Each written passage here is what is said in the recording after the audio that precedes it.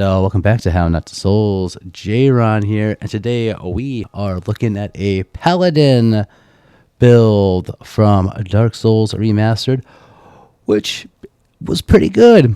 It's pretty powerful at points. I wouldn't say like you're doing absurd amounts of damage, but when you were buffing your weapons with Sunlight Blade, and you were doing a good amount, to be honest. I'd say the mobility in this one is way better than the strength faith I did a while back. I feel that this redeemed my idea of what faith can be in Dark Souls Remastered. It looks like an Ornstein cosplay. It kind of is, but we'll go into it as we talk about what we have for equipment and stats. But anyway, pretty good in PvE and PvP. All around, I think, pretty fun build to play. So let's take a look at our stats, and we can move on. Level 105, St. Patrick, which I don't like that name. I need to write down good names when I think of them. But anyway, 105. We have a 34 vitality for a decent health pool. 15 attunements, so we can wield a few miracles. We're more of a melee-based faith build, but what miracles we had served us pretty well. A 30 endurance, so we can have a decent amount of stamina, and a good equip load for the heavy things we were wearing and to hold the weapons we wanted to hold. A 24 strength for weapon requirements. A 30 dex for more weapon requirements. And actually, we derived a lot of our weapon damage off the dex side of things. I mean, don't get me wrong, it was kind of a pseudo-quality build, but leaning more on the dex side, which I think worked out really well for us. 11 resistance and 8 intelligence, which are both base, and a 35 faith for our faith-based damages, and usages of miracles and things like that. And if you're going to 120 to meet the meta, I'd say go to like 40 faith, 40 vitality, and kind of balance out between like dex. If we'll put more into strength as well, the next 9 points could be dex and strength. The next 9 points can be dex. You could just put 5 points of dex in and give your rest faith, give you more, or optimize your faith-based damage. Really, anything is up to you. I think I was going to go for a more faith-optimized base damage.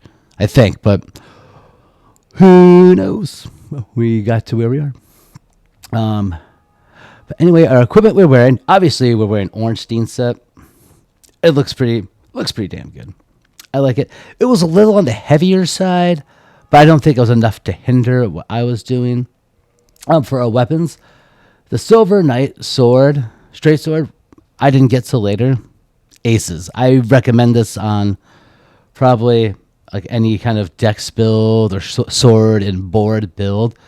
It did really good damage, and it does a lot of, when we go over our miracles, I'll show you the damage that it added on, because the Sunlight Blade really shined on this after we got that leveled up and sorted out. A Stora straight sword was a great starting out point for us.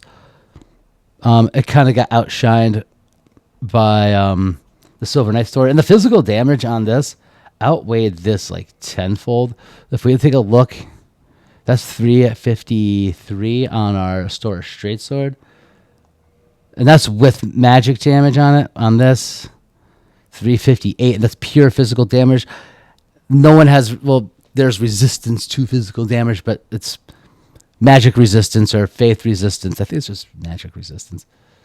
In this case, makes your weapon weaker. So having that pure physical based damaging weapon was huge. Always we're somewhere with a claymore, and I chose a divine claymore. I wanted to go occult, but I just couldn't pull the trigger on it. But a claymore, no matter how you cut it, is good on a build. You can leave it just a plus 15. You can make it occult. You can make it a lightning. You can make it a fire. You can do whatever you want. I went divine. That's good. I always find the gold tracers great on any kind of dex build or dex influenced build. It's pretty good. I like it. I like it a bit. Dragon Slayer Spear, So it kind of completes the idea of we're just doing an Ornstein cosplay, but we really weren't, because I thought the damage on it was okay. Like 442 is not bad, especially if you're hitting it fast, because it's a pretty quick moving weapon. But I feel that in the end, I thought it was an above average weapon on this. I was getting more out of my physical base damaging weapons, buffing with Sunlight Blade. So keep that in mind. A Sunlight Blade buff build, which you only get one of per fight, or per bonfire recharge, which kind of sucks. And to top it off, the Mac Daddy of them all, the Great Scythe. The damage doesn't look great there, 428, but with Sunlight Blade, this thing was kicking. We'll leave this on, actually, to show you, because this was the weapon, and it was doing a lot of damage. And the Scythe's so good in this game. If you can use it, I recommend it. It does shine on Dex builds, but it worked out really well with this. So that's the thing. And then we have our Canvas Talisman, which the Canvas Talisman, I did a lot of research on talismans in this game. I think the Dark Moon Talisman's a little better, but other than that, the Canvas is great. It does a lot more than the standard talisman, and don't use the Thorlin Talisman. That's trash. Throw that in the garbage. Throw that in the bin. The Canvas Talisman is really good, though, especially with all miracle builds. And if you're not going for the Dark Moon Brotherhood, use this. And then our shields, I use the Crest Shield and the Dragon Crest, Dragon Crest Shield. Maybe throw on a Sanctus if you want, gives you a little healing. Maybe throw on the Grass Crest Shield, gives you some stamina regen. But like I said, Ornstein set, pretty good. For our rings, and you can't upgrade it though. That was the only, unless I'm wrong about that. But I swear I checked 3 or 4 times. You cannot upgrade this set, which sucks. Now for our rings, Ring of Favor and Protection. Once I got it, we kept it. We just kept it on. No reason to take off the extra health, stamina, and equip load. No way. But outside of that, Leo Ring when you're using your Dragon Slayer Spear. If you're getting casty, I recommend the Ring of the Sun's Firstborn. It gives you a boost on your miracles. It's pretty good. Havel's Ring to help, like when we first got Ornstein set, we were weighed down pretty hard.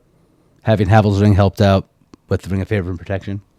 Calanthropy Ring, I was having some stamina issues throughout the playthrough. Always helps to have the Calanthropy Ring. And I think that's about that for rings. Consumables, you're looking at it. Maybe some knives in the mix. Poison arrows, feather arrows. We have a longbow. I didn't upgrade. Side note, I think. Oh wait, hold on. Side note, yes. Side note, I think Go's longbow would shine on this. You have to wield a 2-handed, which you do that with bows anyway. But I think this would be great on this.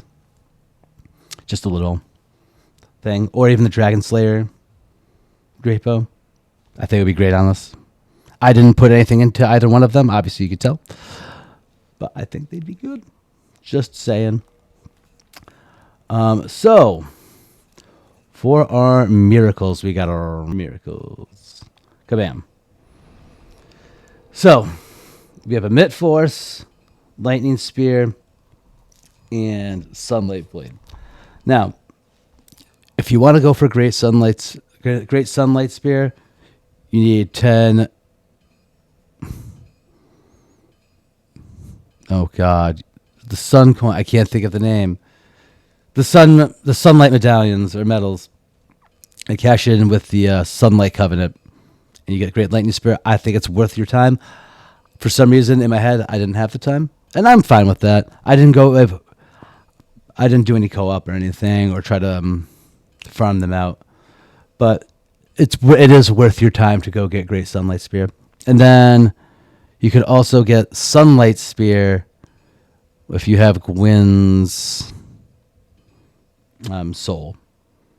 I think you have to have a certain rank within it. I think you have to get Sunlight Spear or great lightning spear, and to have 10, you have a rank of 10 in the Covenant, you get the Sunlight Spear Miracle from the Sunlight Covenant. Sorry, I think, if I remember correctly, I could look it up. I'm not gonna do that right now. Emit Force is pretty good. I wish I kind of talked to, I think it's Arena, after I went from Tomb of the Giants and fought Nito to go get more miracles, because she should be your miracle seller. Thurland Souls, or yeah, homie right by Firelink sells trash miracles. She sells the good miracles. And God's Wrath, I think, would be really good on this. I think it's 2 slots though, but that, I mean, whatever. If you want more slots, spell slots, put more attunement in.